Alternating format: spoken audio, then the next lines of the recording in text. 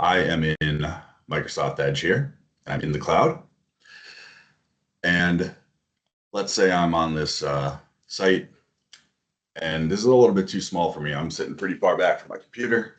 You can hold the control button and then zoom in with your mouse. And that is adjusting the zoom here.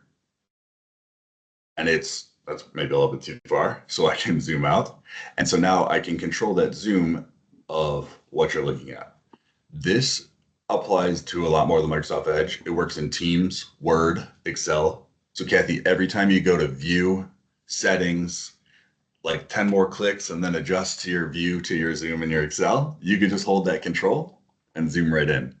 All right, so it's control on my keyboard, but it's on my mouse. I can scroll. That's exactly right.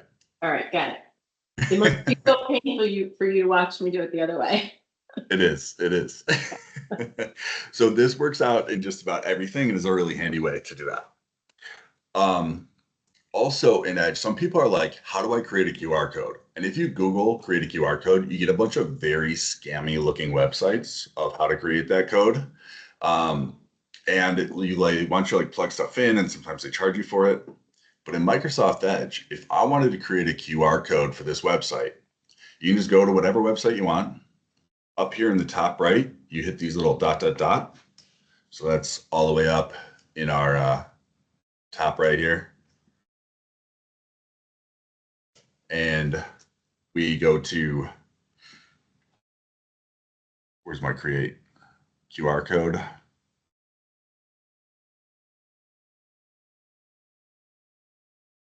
Is it share? Now you got me on this one. Yes. Here, I can generate QR code. So let me just go back to that. This one I don't use as often, so forgive me needing a minute there. So if I go to more tools and press share, I can press this button that says generate QR code. That will literally give me a QR code right here that I can copy paste.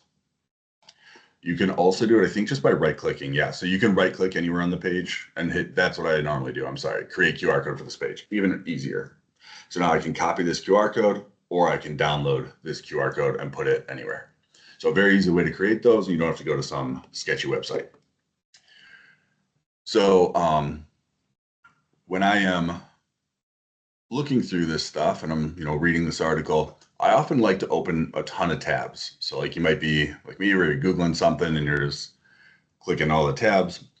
So what you can do to open a link in a new tab is you can use the middle mouse button on a link. So if I were to just click this link, it would bring me just to whatever that page is. So if I'm here and I just click this link of latest, it brings me that page. If I click startup, it brings that page.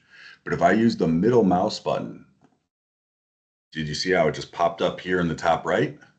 So that is opening in a new tab for me. So I can say, I know I want to read this, I want to read this, I want to read this, I want to read this, and I want to read this. So now I've just opened up all those tabs, and then I can kind of work through them.